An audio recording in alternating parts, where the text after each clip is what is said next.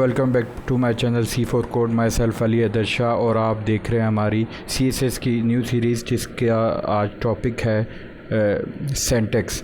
आज मैं आपको बताऊंगा कि CSS का किस तरह से यूज़ होगा वेब पेज में, अपने HTML के पेज में हम उसको कैसे इंक्लूड करेंगे।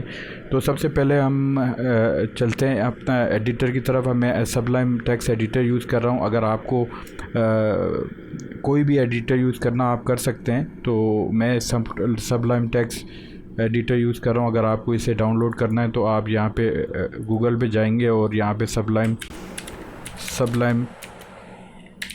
टेक्स्ट लिख देते हैं तो आपको ये पीसी के लिए मिल जाएगा। यहाँ पे आप डाउनलोड कर लें सबलाइम टेक्स्ट। यहाँ पे डाउनलोड पे क्लिक करें और यहाँ पे जैसे आप विंडोज़ पे क्लिक करेंगे तो ये डाउनलोड हो जाएगा। मेरे पास डाउनलोड है ऑलरेडी तो मैं ये डाउनलोड नहीं कर रहा, और आप डाउनलोड करके इसको इंस्टॉल कर लें अपने पास। तो हम अपने एडिटर की तरफ चलते हैं। यहाँ पे आज सबसे पहले मैं जो है एक फ़ाइल बना लेता हूँ। पहले इसको सेव कर लेते हैं। तो यहाँ पे मैं syntax.html नाम से फ़ाइल बना लेता हूँ। अब यहाँ पे मैं HTML का बेसिक स्ट्रक्चर लिख सकता हूँ। आप स्निपेट वगैरह यूज़ कर सकते हैं, क्योंकि जो HTML की मेरी सीरीज़ थी वो बिगनर्स लेवल पे थी, ये भी बिगनर्स टू प्रोफेशनल होगी। तो वहाँ पे हम नोटपैड प्लस प्लस यूज़ कर रहे थे, वो इजी रहता है बिगनर्स के लिए कि सीखने के लिए। यहाँ पे आप स्निपेट वगैरह यूज़ करके कोड का इस्तेमाल कर सकते हैं। आपके पास काफ़ी कंट्रोल होता है, आप जल्द से जल्द कोड को लिख सकते हैं। यानी कि एक जस्ट टैप HTML लिख के मैंने टैब पे प्रेस किया तो आप देख रहे हैं ये पूरा कोड जो है HTML का लिखा आ गया। तो यहाँ पे मैं अपना टॉपिक का नाम लिख लेता हूँ, सिंटैक्स CSS। अच्छा, यहाँ पे अब CSS को हम अपने वेब पेज में HTML के पेज में तकरीबन तीन मेथड से यूज़ कर सकते हैं। तो अभी फ़िलहाल वो मैं आपको बाद में नेक्स्ट क्लास में बताऊँगा कि इसको जो है किस मेथड से किस तरह यूज़ करना है। तो अभी फ़िलहाल जो आपको सिंटैक्स समझाना है उसके लिए जो है हम इसको हेड टैग में स्टाइल टैग लेंगे और उसके अंदर यूज़ करेंगे। तो जब भी आपने CSS इन पेज लिखनी है, पेज के अंदर लिखनी है, तो आपने स्टाइल टैग का यूज़ करना है और हेड टैग के अंदर आपने इसको यूज़ करना है। तो यहाँ पे मैं एक H1 हेडिंग डाल देता हूँ और यहाँ पे लिख देता हूँ this is my first heading, और एक पैराग्राफ भी ले लेते हैं, P टैग ले लिया और इसमें लॉरेम एक पैराग्राफ ले लिया।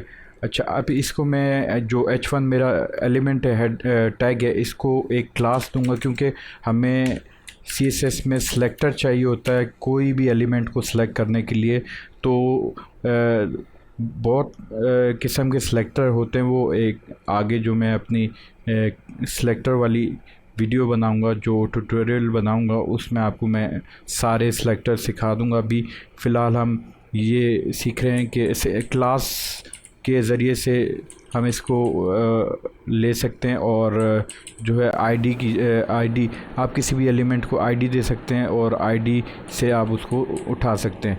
तो अभी हम क्लास से उठा रहे हैं, तो क्लास अब यहाँ पे हम इसका नाम देंगे मेन और डैश हेडिंग। अच्छा, आपने इस चीज़ का ध्यान रखना, जब भी आपने कोई नाम देना है अपने क्लास को, तो वो आप इस बीच में स्पेस नहीं देंगे। आपने या तो डैश डाल दें या नीचे जो अंडरस्कोर होता है वो डाल सकते हैं, और कैमल केस में लिख सकते हैं। यानी कि फर्स्ट वर्ड जो होता है वो स्मॉल लेटर में होता है और जो सेकंड वर्ड होता है वो H यानी कि कैपिटल लेटर में होता है। तो इस तरह आप कैमल केस में इसको दे सकते हैं। तो मैं यहाँ पे जो है डैश का यूज़ कर रहा हूँ, तो ये मेरा सिलेक्टर बन गया।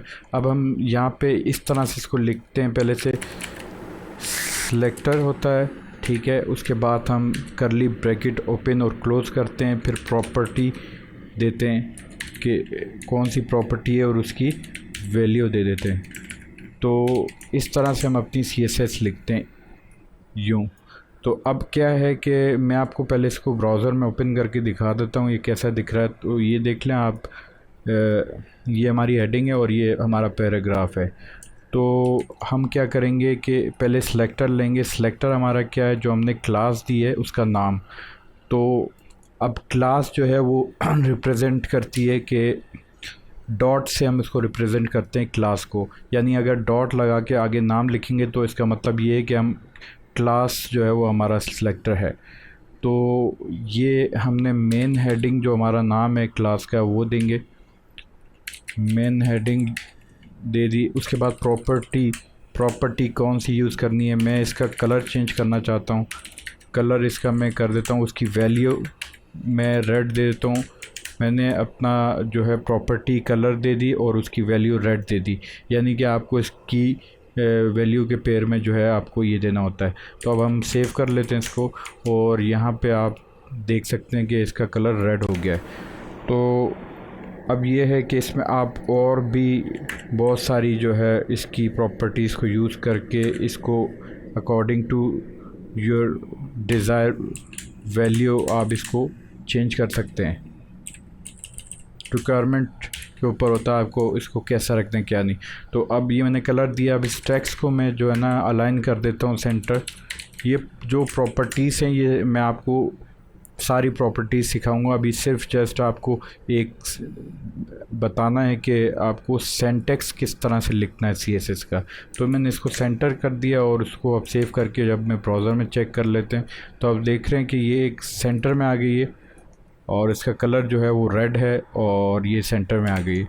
तो इस तरह से आप किसी भी एलिमेंट को सिलेक्ट करके और जो है उसकी प्रॉपर्टीज़ डिफ़ाइन कर सकते हैं CSS में। तो ये आज की क्लास में सिर्फ आपको CSS का सिंटैक्स सिखाना था। नेक्स्ट क्लास में इंशाल्लाह हम जो है इस चीज़ को डिस्कस करेंगे कि CSS को अपनी जो है HTML पेज में किस तरह इंक्लूड करना है और कितने मेथड्स होते हैं इसके।